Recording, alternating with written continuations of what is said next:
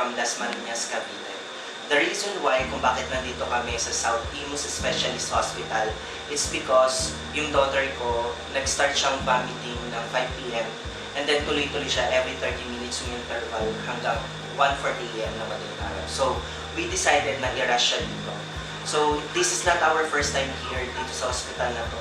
Kumbaga, binabalik-balikan talaga namin siya dahil isang factor doon is yung naging experience namin previously. Talagang isa to sa magandang hospital na nandito sa Cavite. And aside from that, meron kaming trusted doctor na talagang siya yung nag-alaga sa 3 anak po namin.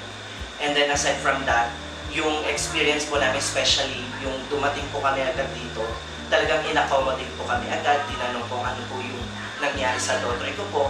And lahat naman po is talagang inasikaso po kami from nurses, sobrang bilis nung pag-process, pati din yung admitting, pati dun sa HMO process. So actually, this is my first time din na talagang sobrang bilis po nung pag-process, nung pag-confine sa anak ko po.